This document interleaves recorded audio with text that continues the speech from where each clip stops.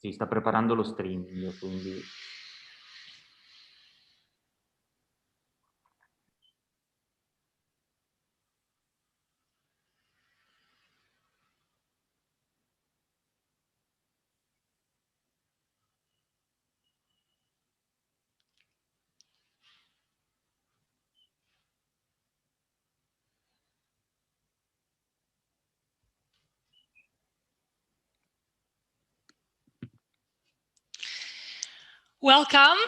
Welcome everybody to our first Impact Talk, an informal conversation with our guests who will tell us something about impact in practice. And I'm here with Priya Burchi, CEO of Powercoders International. Priya, I thank you so much for your availability, and it's a pleasure to have you here. So can I just spend just a couple of minutes telling something about this Impact Talk? So our campus is devoted to develop and share a culture of social impact. In the end, this means for us creating value for people in an intentional, meaningful and measurable way. So we do this through education, of course, running short and long programs, but we do this also through dissemination. So this is why we started this new cycle of talks, of very informal conversation, with the idea of having guests which can help us having a practical vision and experience and sharing their experience on social impact. So I'm very glad to have you here. And for those who are listening to us, we are of course live now, but you will also see this conversation on our website, on our ImpactWise channel, which is our virtual campus, indeed, our virtual platform through which we offer knowledge around impact practice. So thank you again, Priya. I would just start our conversation just asking you something about, of course, what you do and the origins and the vision of Powercoders. Yeah, thank you, Lisa, for having me. Really happy to be here. So yeah, happy to speak a little bit about what Powercoders does and how we came up with the idea and sort of where we're going with it. So essentially, Powercoders offers intensive coding courses to refugees and disadvantaged individuals. And our goal is to professionally integrate them into the IT sector. So to really give them the tools and the access they need to find quality employment in the IT sector. And the logic behind Powercoders is one that sort of follows a market logic of supply and demand. There's many refugees due to the refugee crisis that find themselves in host countries and are really motivated to integrate but face very high levels of unemployment, despite the fact that many of them are very skilled and can bring a lot to the countries that have taken them in. And on the other hand, there's a major shortage of IT talent that exists definitely in the IT sector, but in the economy as a whole. Digitalization, and especially with COVID, I think it's definitely something that's been driven even further, is growing incredibly fast, and the labor market just hasn't been able to keep up with it. And so there's this logic of supply and demand, where there's a supply of incredibly talented refugees and a demand for talented coders, and Powercoders tries to act as the bridge between these two issues and offer a solution that can benefit both the refugee community and other disadvantaged populations, as well as the IT sector and the economy of the host country. And so Powercoders was originally founded in late 2016 by Christian Hirsig, who's a successful IT entrepreneur based in Bern. And he had a variety of inspirations, but definitely he was affected by the refugee crisis, as I think we all were, a mix of helplessness, but also just injustice, where, by the fact of being born in a country, you now are sort of robbed of your home, family members, childhood, education in some cases. And so I think he felt that we should be doing something, but he didn't know what. He sold his IT company and went to Washington for an entrepreneurial conference. And there he met two women, one who offered refugees cooking classes and another who offered women coding classes. And based on his experience of actually having been an IT entrepreneur, he realized that there was a major challenge of finding this IT talent, and refugees just weren't offered the right opportunities. And so he started Powercoders our first program launched in early 2017. And since then, it's just been going really strong. I think that the logic proved true. We've run 11 programs across Switzerland, Turkey, and Italy, and have a 90% success rate for internship placements. Our participants do internships first, and then an over 60% success rate for job integration. And so it definitely is a valuable proof of concept that refugees are incredibly talented and have so much to give to the country in which they're being hosted. Yeah, thank you. This is incredibly interesting also because you are indeed tackling with only one solution, you're tackling actually two needs, which are both related to the impact field in a very strong manner. So I see refugees empowerment and integration, but of course also the idea of helping, supporting a particular a slice of the job market intended in IT and in a developing area. So that is great. And you were mentioning 90% of your participants get internships, etc. So some sorts of indicators of results, if you want, of success. And I was wondering, how would you, so what happens, because it's quite young, of course, Powercoders, you said you started 2017. So you measure, which kind of indicators do you use for success? So of course, internships, and then I guess entering in the job market. Mm-hmm. And how it works? Do you work with companies or do you mainly work with participants? Well, we definitely work with both. Of course, yeah, we definitely work with our participants since we offer the coding bootcamp. But I think definitely one of our major strengths and specializations is job integration, and it's the fact that we work very closely with the IT industry. So the way that our program is structured is that placement actually happens halfway through the program. So we reach out to companies and sort of explain to them what we do and what we offer. And if they're interested in offering an internship or at least interviewing participants and seeing if there's a good match, they join in this sort of placement event that we host. And sorry, there's a little bit of sound. So it's called a career day, and we bring companies in to basically meet our participants, do sort of like a speed dating where they speak very quickly, and then the companies offer interviews, and if they find a good match, they also offer an internship. And so the goal is also to really show that I think companies sometimes are a bit risk averse, which is understandable, and I think meeting our participants really sort of fights that nervousness, because they're incredibly talented, motivated, and so we try and definitely bring companies in as soon as possible.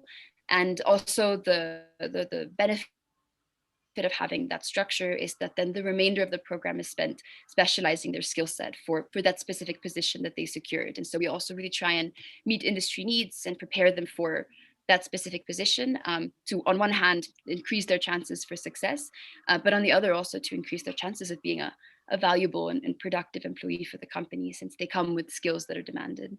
Yeah, thank you. Is there any specific challenge that you are facing or that you have faced since the beginning? Yeah, definitely. I think more than we have time for. I think, well, definitely one that I think it's been a challenge for everybody was COVID. It was both unexpected and definitely affected our model, because our courses are in person, were in person. And so we very rapidly had to adapt, offering our courses in person to offering them remotely. And definitely a challenge because a lot of the value of Powercoders is the fact that it's in person, and it's really like we try and build like soft skills, professional skills. We try and offer a lot of support and workshops. And so I think everyone has the experience that following something online just isn't the same thing. But our teams were incredibly talented, and sort of really sat down and thought about what we wanted to bring, what kind of like what's the end goal of the service that we offer, and then how we could adapt it to offer this remotely. And so it's been a huge learning experience, but we've still been able to offer programs and essentially maintain the same level of impact. But I think definitely a big learning experience on that, and I think it also speaks a lot to the resilience of our participants, who Yes. unfortunately have seen a lot worse, maybe, and so are really motivated and committed. And the fact that it went remote wasn't, it wasn't a deal breaker, and actually they still thrived. Yes. Yes, I guess so. I mean, in the education sector, indeed, we are all facing this kind of difficulty in the end. Well, the participants, you were saying you operate in 3 countries, right? You act Yeah, in 3 so countries. in Switzerland, in Italy, and then we have sort of a special program in Turkey. And this year we hope to be also present in Madrid and in Tunis and Tunisia. But yeah, COVID permitting, of course. But I think definitely COVID was like a challenging experience, but I think it also brings interesting opportunities, especially for education and the world of work. Being able to like offer it remotely means that we could maybe reach refugees who are living in more vulnerable areas or more remote areas. And I think the fact that work is now it's a lot more acceptable for you to be working remotely means that we could also offer work opportunities to refugees in maybe more remote areas or areas where there aren't local opportunities. And so I think there's always a silver lining to challenges and crises. But of course, COVID has maybe been more negative than positive, I would definitely Yeah. say. At the same time, I was thinking when you were saying that, of course, you needed to redesign your academy to an online formal, virtual format. Do you think it will help you expanding the countries you operate in, or do you feel like uh, when this pandemic crisis will be off?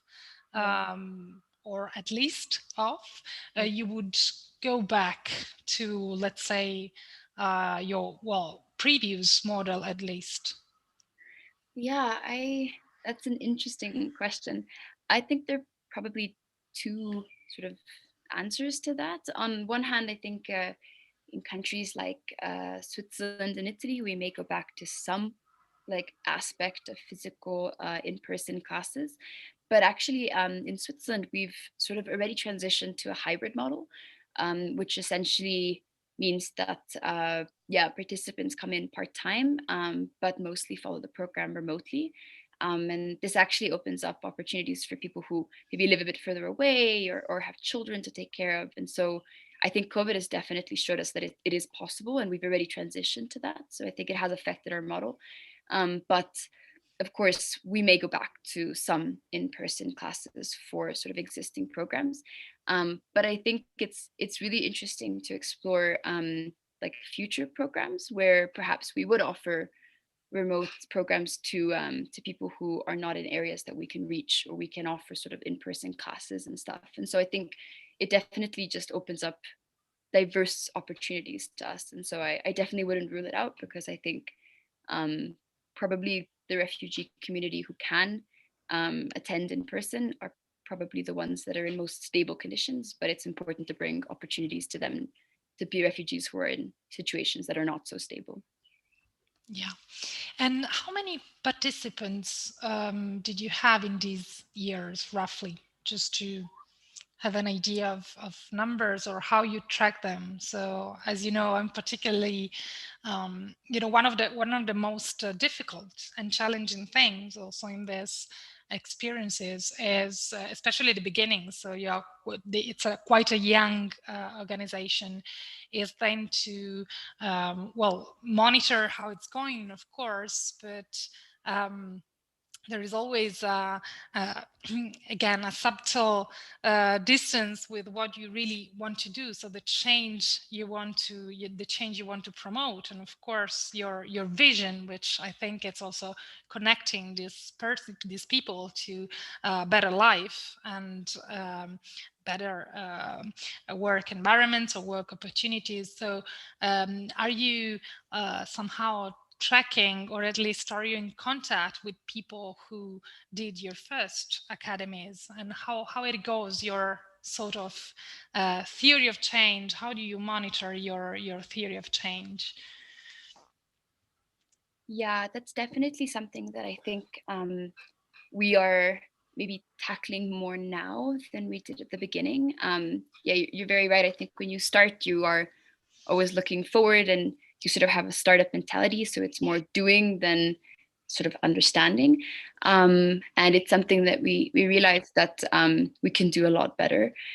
So we've definitely, we did a survey back in 2018 of our alumni and of our companies and also volunteers, so sort of the major stakeholders, and we're launching another one this year. So to kind of understand those complexities that you mentioned. So it's not just binary, did they get an internship or not, did they get a job or not, but it's also, are they able to support their family, how's their mental health doing, sort of how has diversity changed the company culture, like the things that are really important to understand.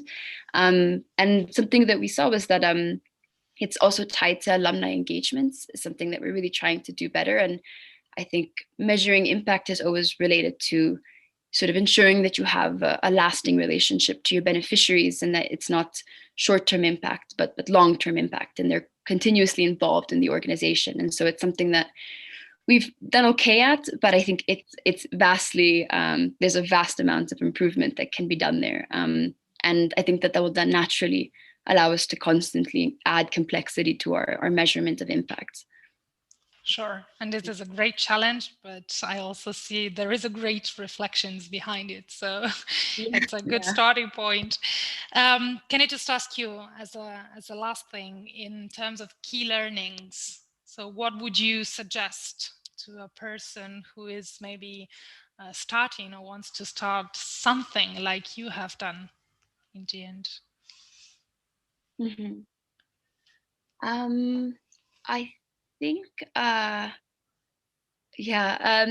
think like one of the things that I learned as I've gone along is not being afraid to ask questions. I think sometimes you go in thinking that, you know, you have an idea and you have a vision, and so you think that you should know everything. And something that I've really learned is that if you ask questions, if you get people's input, you get a much more complex, and I think a much more sort of responsive idea of what you should implement. I think partnerships are really crucial. Being able to partner with the right people with that share the same mission and the same values. Um, and I think sometimes also starting small. Like if you have an end goal of a like big vision, but you struggle to fundraise, you can start small, engage community, and build it from there. I think that engaging the community is one of the key aspects that are often underestimated, but just so crucial. And so, bringing in different stakeholders and and being open to change and innovation, I think. And I think it's a huge part also in terms of the size of the job to be done compared to the size of probably of teaching, right? Or the core that you are doing. Thank you, Priya. This is really interesting, and I thank you for really your time and how you are generous in telling us your experience. how you, if you want, of course, it would be just nice to know something about you and how you got into this, and how all of this turned you in what you are, and maybe also where you are, because I see that you are in a very nice location, which is not exactly an office from what I can see. That's right. Yeah. Yeah, sure. So I have a background in political science, and well, my most of my family has worked in the UN for a long time, but I was particularly interested in technology and how it can be leveraged to create social impact. And before joining Powercoders, I worked for a little bit at the UN, a little bit at a big data NGO, a little bit at a startup, and I think it really exposed me to sort of different ways of thinking about problems. And I think what appealed to me was definitely the startup mentality of just really trying to solve problems or contribute to solving problems by starting something yourself. And so I started an NGO that was called Project Integration that also taught refugees how to code, and I co-founded it with a friend, and it started off as a small community initiative, which is why I mentioned don't be afraid to just jump in. And it was just a passion project because we felt very strongly about the issue, and it grew into something a lot bigger than we expected, and it had such a high community engagement. And that's sort of how I met Christian, who was the founder of Powercoders. And then I went to do my master's in London. And so we dialed down operations for a while because I didn't feel comfortable managing it remotely. And when I came back to Switzerland, I'd been in contact with Chris for my thesis, and essentially he said, let's not compete for impact in a country as small as Switzerland, because the project was based in Geneva. And he said, join us and let's take it international. And so I joined Powercoders and managed our international expansion. So brought it to Italy and helped bringing it to Turkey. And we're currently tackling our sustainability model, how we can continuously sort of support our teams better, measure our impact better, expand our impact. And it's been a major growth opportunity. And I think that's why I mentioned, like, don't be afraid to speak to as many people as possible, because I think it brought in a lot of like business knowledge, sort of tactical project management knowledge, political science, and my background was just one part. And I think the biggest learning was actually talking to our beneficiaries and really understanding what we have to bring to the table to make sure that their needs are met and the impact is long lasting. And so definitely been a big journey. And speaking of journeys, I'm currently in Kenya, working remotely from here. We have some friends, and also potentially exploring bringing it to Kenya as well. And so hence the slightly more exotic background. That would be great. Thank you for sharing, and good luck with it. So I thank you so much for having shared with us your experience, and I really hope, I'm sure it would be inspirational for a lot of our followers, and at the same time maybe inspirational for some companies in the IT sector. Why not? Of course, I hope and I really actually invite you to our campus in Turin. So, well, when it's possible, you will be welcome to join us and to visit Coutinho Social Impact Campus. Oh, I'm so sorry, Elisa. Thank you're you. reaching. You can't hear me? I'm so sorry. Yes. I can now. Sorry, it glitched for a second, but No worries. I think I heard most of it just a delay. Yeah, no worries. Just I was just inviting you to come and visit our campus, well, when it's possible. Oh, so thank you so much for your time. I would love Thank to. you for your time, and for all the people who are actually listening to us. We, of course, invite you to connect to our YouTube channel so that you can also follow our next Impact Talks. We have, I probably didn't mention at the beginning, we have one talk every month from very different sectors and experience. And of course, you can also see the recordings of these talks. So we hope that we can again contribute to higher disseminations on social impact and sharing social impact culture. So thank you again. Thank you, Thank you for having everybody. me. Thank you, Priya. And well, good luck with all. Thank you. Thank you very much. See you next month online. Yes. Thank you. Bye. Bye, Thank you very Priya. much. Thank you. Bye. Bye.